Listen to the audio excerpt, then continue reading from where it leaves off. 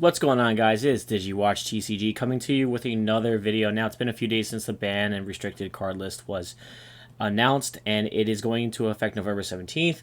We already know a lot of the cards that are going on it, but we will talk about a little bit of what we think about them going forward, what you could put in to different decks and such. So let's go to the rules section here. Now, important to note that this was on 10/17, so this was 2 days ago. I believe that was Tuesday. And then this goes into effect on November 17th. Keep in mind that we do have a bunch of regionals and events that come before this, so it shouldn't really affect too much of the current meta, but come BT14/EX5 format, this will definitely have some impact. So going on to our first card here, we have Gabumon. So why was this really hit? And I know they give you an explanation here. We're not going to go too crazy into that. We're just going to talk generally. The inherited effect here is a one attacking trigger, draw one, trash one from your hand. This is a naughty once per turn, and it's in a very prominent deck of Gabumon Garurumon. So because of this, they put it to 1. Now, what does it affect? Well, obviously it affects the purple version of Metal Garurumon decks. What can you put in for it? Well, if you're looking for the name, you have the Gabumon that is a vanilla. You also can put other rookies in there, like Floodgates and other things like that, depending on what you want to do. A lot of people are also just going to switch over to the blue base, which is pretty good as well. I think purple is always good because you get like a version of like recursion and a lot more drawing, trashing, and consistency. But I'm totally fine with playing the blue base. I actually was starting on the blue base in terms of practicing it, and so I didn't really get even a chance to really go into a lot of games with the purple version. But yeah, that's why. It's mainly not a once per turn. The new one, the one that we got in the starter deck, is kind of a similar effect, except it is a once per turn. So I do think that people will definitely see a little bit of change. It doesn't really affect too many other decks. Nuvismon doesn't necessarily use this in EX5 for people who are testing that. Mervamon didn't really ever use this one either. So those are the big ones, I would say. Going down to our next one here, Gabumon, it's kind of like a similar reason for the above one.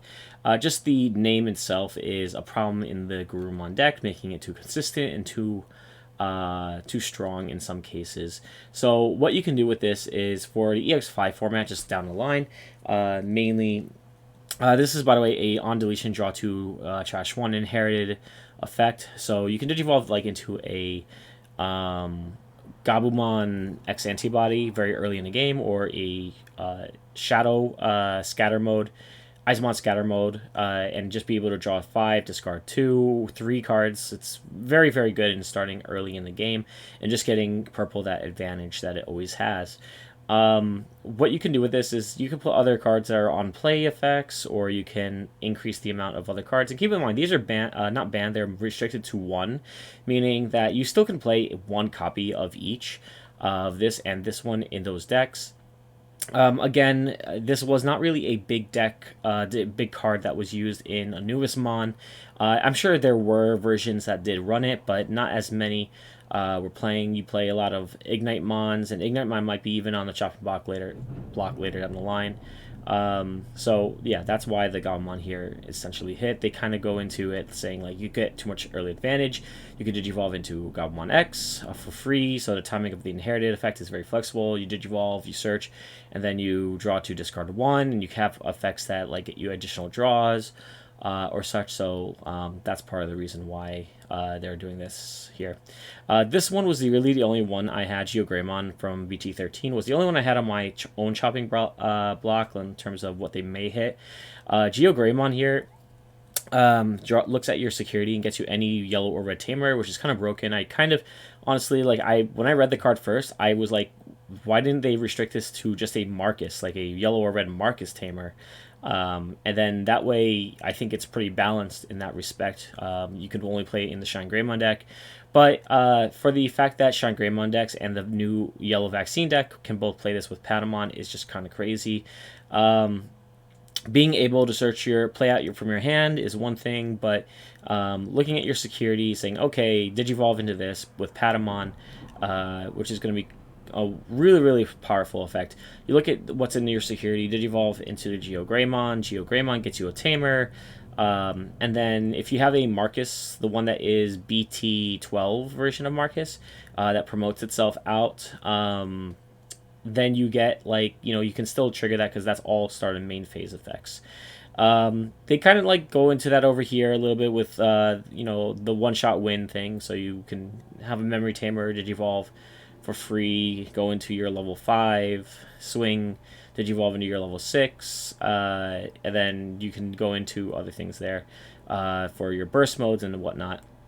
But yeah, that's mainly it. They just said it's too fast. Being able to play Marcus Daemons and other cards from your security and then just gain those effects.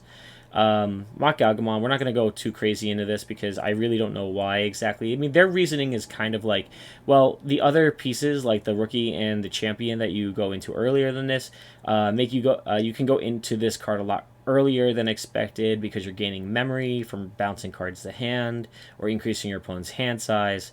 And then you're able to go into your level 6 a lot faster. And then the level 6 is just redonkulous. Well, when you increase your hand size by an effect, they gain memory, which can end your turn right there, especially if there's cards that force that effect to happen.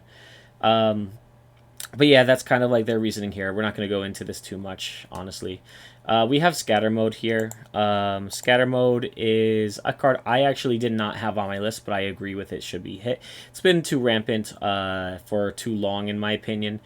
Just an easy for purple, draw 3, discard 2. I don't think there's any card in the game that gives you that equal advantage for an on-deletion effect.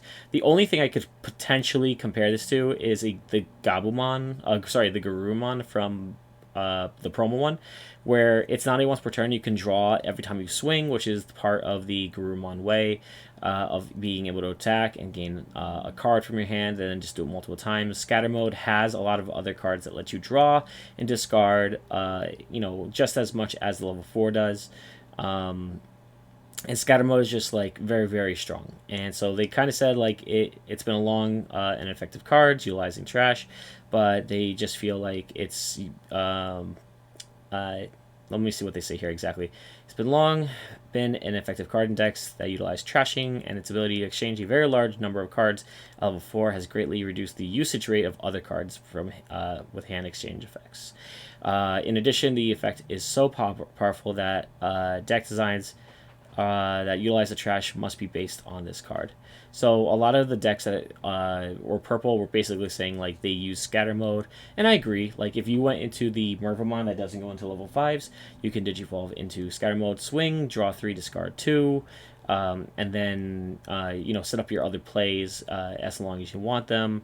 There are stuff like the Gizmon engine I like actually in certain decks, even though you can't attack with it.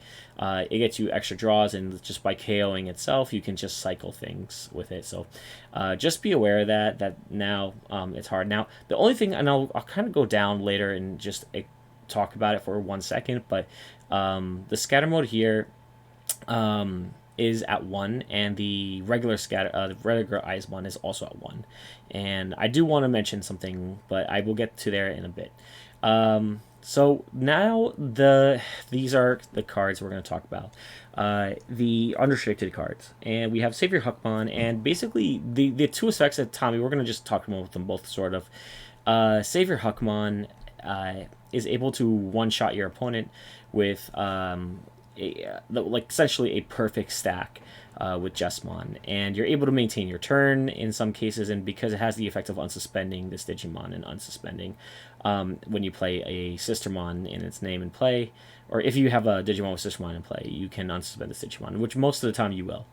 I think it's a very powerful card, and I do think there's other cards that are they kind of say like, yes, it's powerful, but because we have other strategies that have come out recently, we decided to unrestrict this. So like there's other decks other than blocker, other having like a blocker on their side, that you're able to utilize this effect, and it doesn't necessarily gain you a reason for that. And the part of the reason, actually, what I believe they're referring to is the ace mechanic. Because if you think about it, there are effects like the Metal Garurumon that lets you gain memory when they declare an attack, or they have stuff that is the War Greymon that is the black color War Greymon one. That one as well is an ace monster that lets you unsuspend and become a blocker.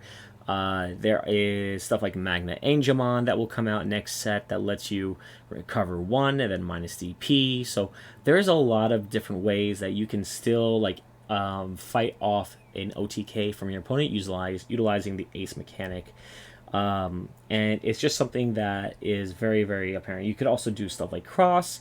There's more cards in security control now. There's stuff that is that can strip sources off of Savior Huckmon, or Sorai, for example, can strip sources from one of your opponent's Digimon, and then a Digimon with no sources can't attack. Well, you have your sister mons there that are really not able to digivolve at all in most cases. So yeah, I mean, like, there's just many ways that you can utilize this kind of mechanic here, and it won't necessarily end the game.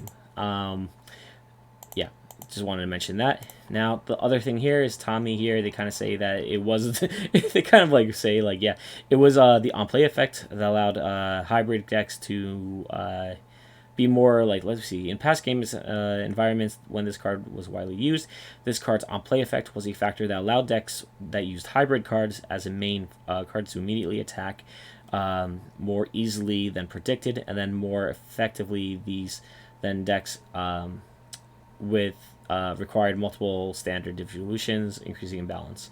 But they're saying, like, again, however, recent game environment, there have been a number of cards that can increase the counter devolution cards, removals, and can counter effects that prevent attacking and blocking. Therefore, we have decided to change this to 1. Now, I am honestly not sure what they're referring to, other than one card specifically. And that card is X Antibody Option card, which was out during the time Tommy was, like, somewhat... I think it was right about the time where Tommy was about to get hit. But the fact that Tommy can strip 3 sources is great, and then it's done something that has sources. But I guess maybe with the X Antibody decks, with the multiple levels that you can do with stuff like Gamamon, you know, where you have a very huge stack of cards, it's very hard to strip all those sources out. I will say that I'm going to try out Tommy Hemi, I don't know how to say it right, but I'm going to try him in decks like the All Force deck that focus on a strip mechanic, to see what I can do with it. But I do agree that there are ways of stopping your opponent from being able to, you know, kind of utilize this card. So I completely understand their reasoning for it here. Now, I think it's still too early because I haven't really play tested. I've just made a couple of practice decks online just to see what how well this card can interact with your opponent. Right now, I actually have Tommy only at 2. I would potentially go up to more.